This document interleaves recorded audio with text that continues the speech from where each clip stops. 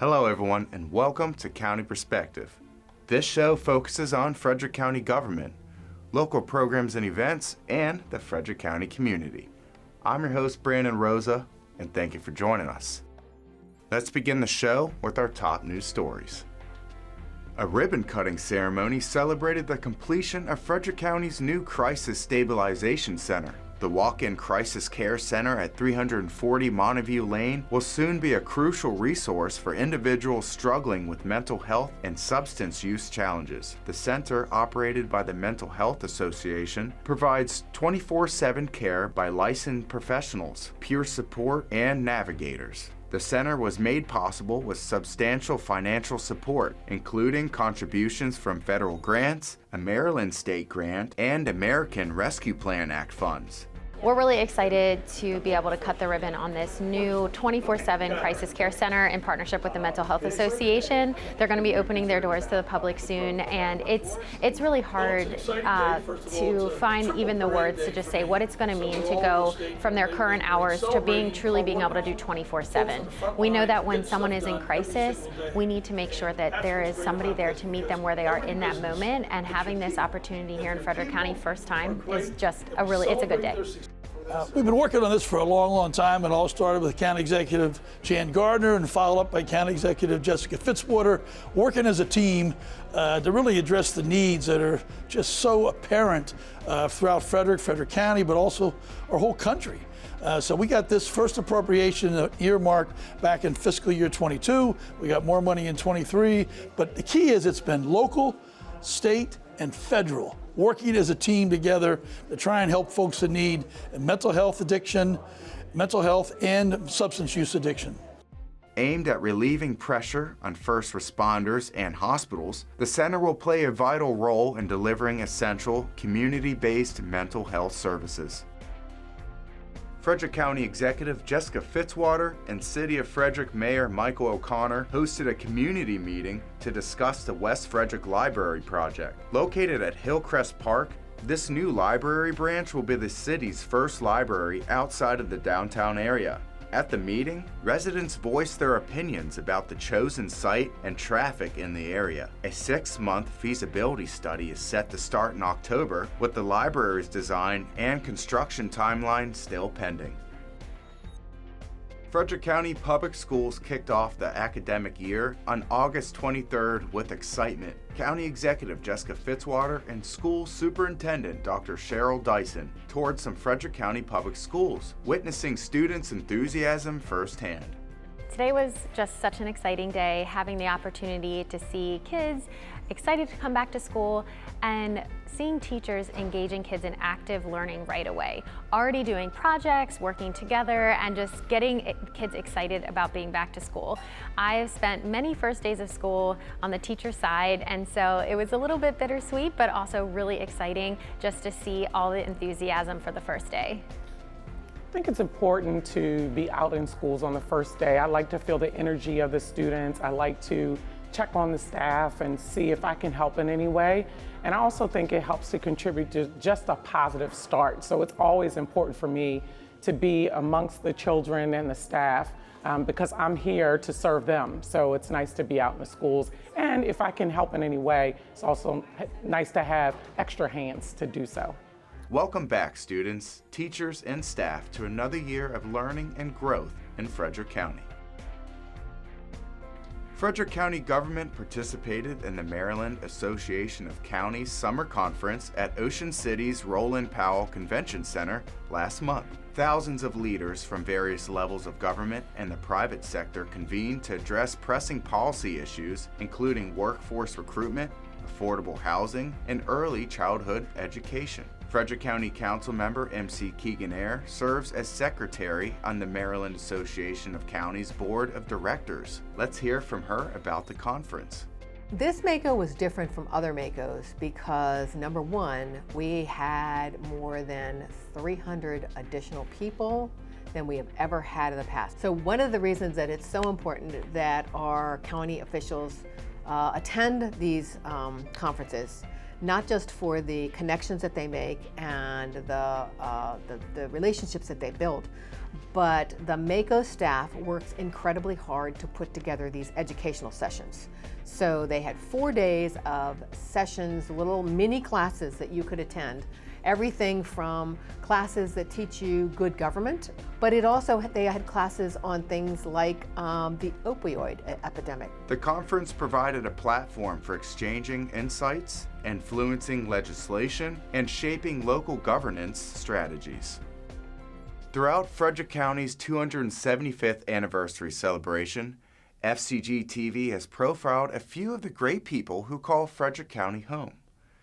In the newest episode of Voices of Frederick County, Glory Casuto tells us about their story. Casuto designs programs for the county's LGBTQ+ community while working as a program director with the Frederick Center. Let's hear their story. Frederick County's diverse LGBTQ+ community is supported and represented by the Frederick Center, a nonprofit organization founded in 2012. The Frederick Center hosts hundreds of programs each year and advocates on behalf of Frederick's LGBTQ+ residents to help them thrive in the community. Who's in charge of these programs? That would be Glory Casuto, Programs Director for the Frederick Center. This is their story.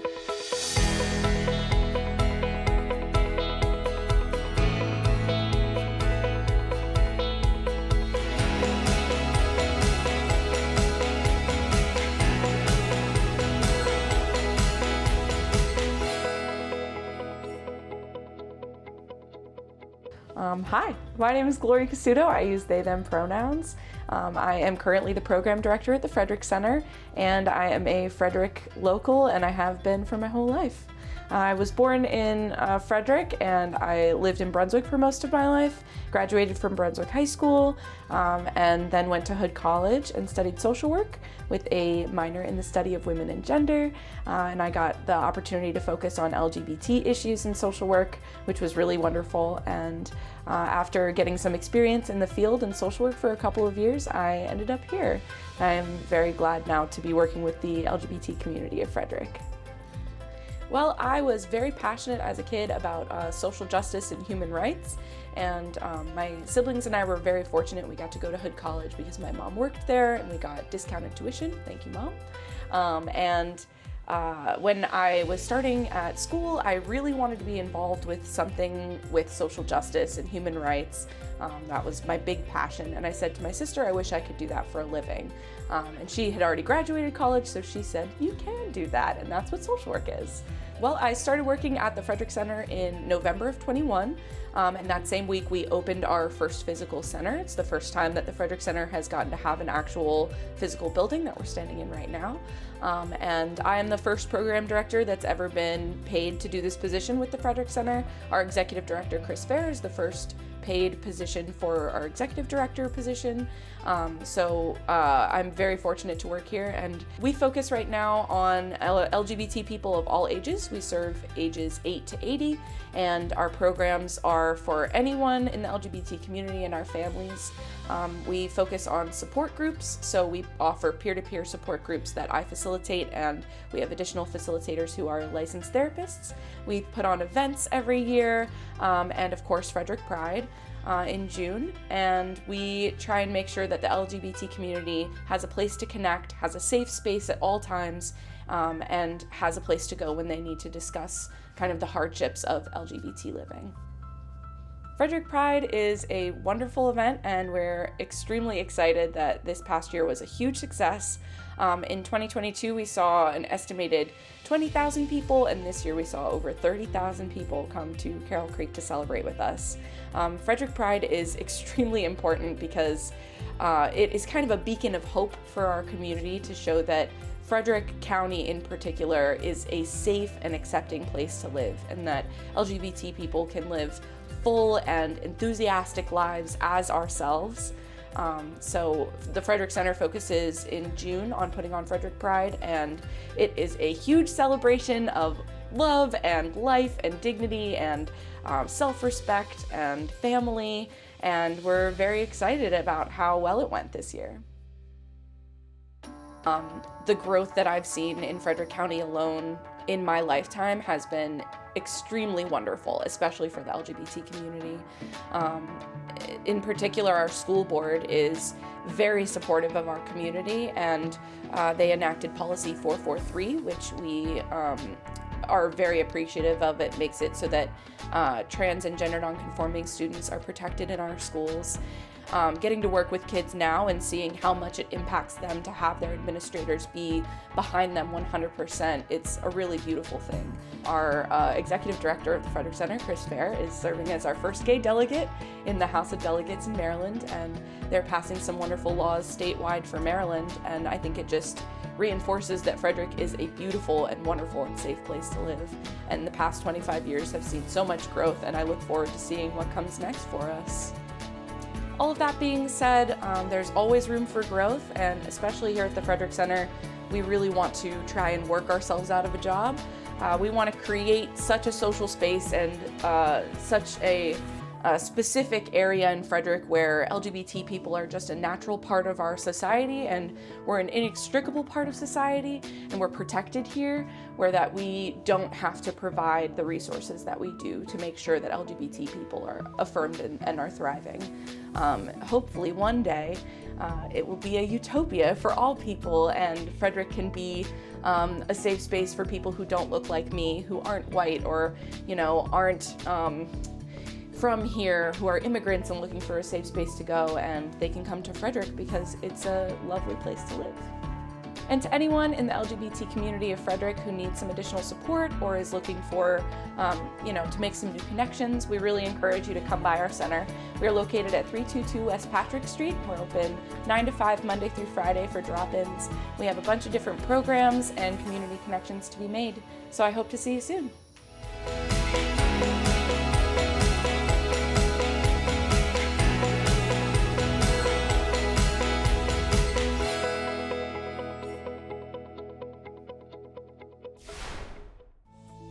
We're going to take a quick break, but when we come back, we'll see who our Pet of the Week is, the newest episode of Farming Frederick, and more. See you in a few minutes.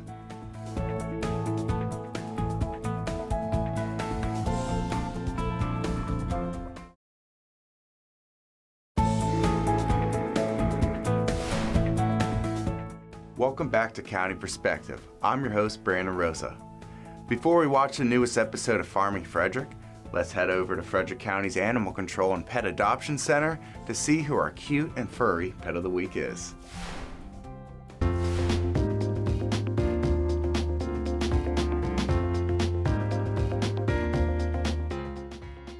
Looking for a lapdog?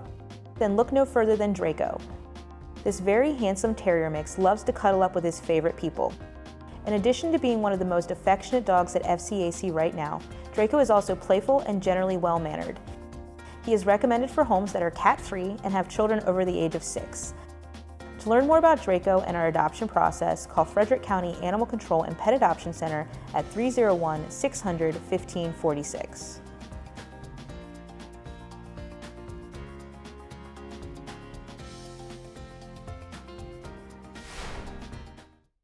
Since FCG-TV's Farming Frederick series launched in February, we have seen dairy cows, Angus cattle. Now this time we have a different type of farm stock, alpacas.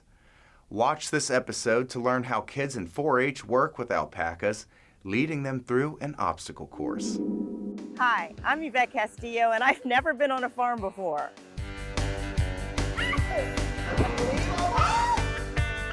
I'm visiting farms across Frederick County, Maryland to learn about local farming. You're watching Farming Frederick.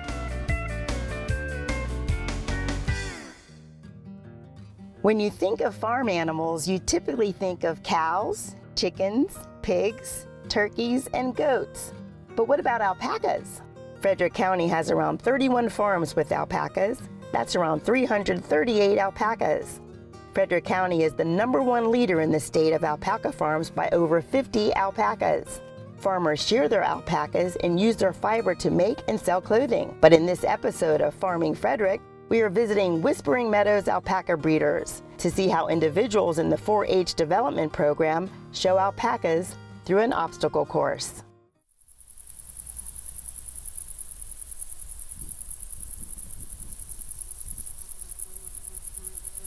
I just arrived at Whispering Meadows Alpaca Breeders off of Unionville Road in Mount Airy.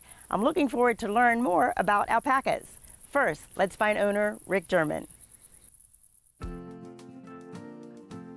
Hi Rick, thanks for having me on your farm today. You're welcome. Thank you for being here. So, all I see behind me are alpacas. How long have you had alpacas on your farm? On our farm, we've been here about 20 years, and we've had alpacas for about 25, 26 years now. And why alpacas? I take it you shear them and sell the fibers, but I see an obstacle course. So what's going on with that? We found that they're very gentle animals, and we could get a byproduct out of them, and that was the fiber. We shear them like you would do sheep, and we make clothing out of it. And we sell the clothing. And our kids started to show them. And we didn't have anything in Frederick County, so we got the 4-H started with alpacas in Frederick County. And then we moved into the state, so we created the first alpaca club, 4-H club, here in Frederick County. And I started with my daughters, and now I have my grandkids. Not saying how old I am, but I have my grandkid that is starting 4-H, and he's here with us today. So I'm curious how the 4-H students show the alpacas through the obstacle course. What we have behind us is the obstacle course that we practice. They do shows at fairs. I'd love to see a demonstration. You'd like to see a demonstration, okay? And this is, see how he jumps over it? Change of surfaces of what that was, and they don't like anything changing. Now he's new, so we should have probably put that a little lower, but so he's gonna take it down. Just put 4 in. So you're trying to get all 4 in All at the same 4 time? in. Sometimes I tell him, put all 6 in. Okay, go ahead.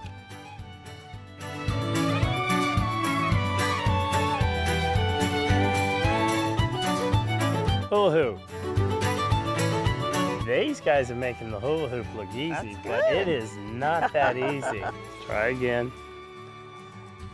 Bridge. The umbrella. Let's see if she can get it up. See how they jump? Yeah. They're really gun shy of it. Is it the noise? It's just anything over their head, their eyes, the way they're looking at things. Thank you. Good job. You know that you saw what needs to be done. You ready to do it yourself? Yeah. All right, let's do it. All right, let's go. I'm gonna get you an easy one now. Okay. Give me an easy one that she can make it.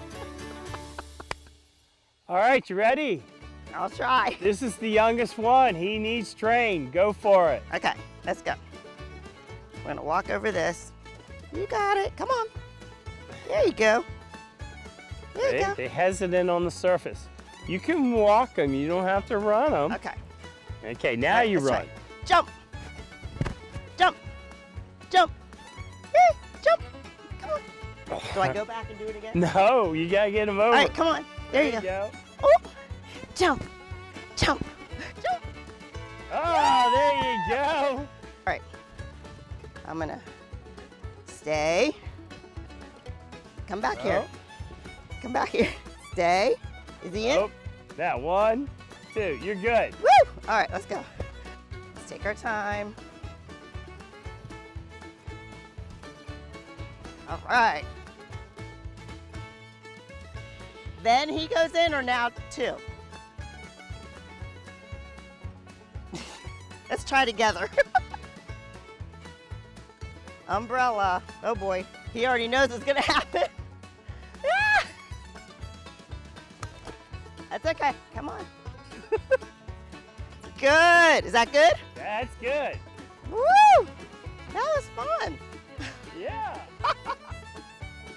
Rick, thanks a lot for having me on your farm today and educating me on alpacas. Well, great. We're glad you're here, and I hope you enjoyed it with the alpacas and the 4-H kids. They were great, and they always are. So, And it's the joy of doing the alpacas and having the 4-H kids come and do it. You're welcome. Okay. Thanks for coming. Sure. At least I don't feel teeth. I'm okay with that. Is it good?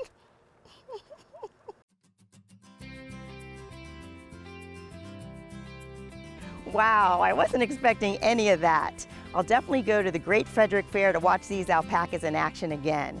If you would like to know more about Whispering Meadows, alpaca breeders, or any other farm in Frederick County, please visit homegrownfrederick.com. It is time in the show to find out what activities county divisions and departments are hosting in the next few weeks in this episode's calendar of events.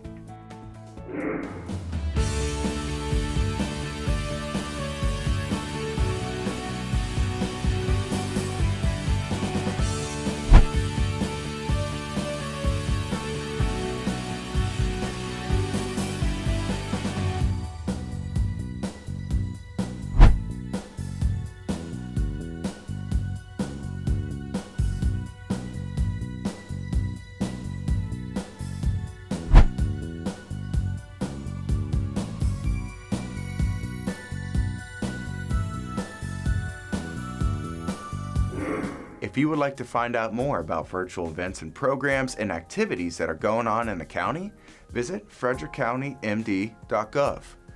Before we wrap up this episode of County Perspective, let me tell you about 2 things to be mindful of in the month of September.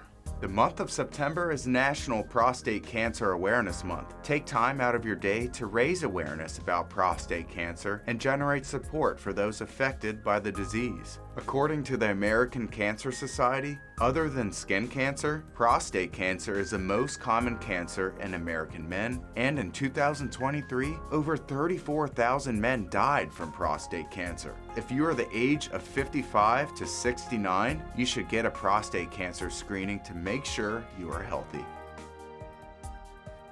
Not only is September Prostate Cancer Awareness Month, but it is also National Recovery Month. National Recovery Month is a time to educate Americans that substance use treatment and mental health services can enable those with a mental and/or substance use disorder to live a healthy life. Frederick County Health Department's Behavioral Health Services has programs available to help individuals suffering from substance abuse. If you would like to help someone you know suffering from substance abuse and want to get them help, call the Behavioral Health Services number at 301-600-1755 or email them at bhs@frederickcountymd.gov.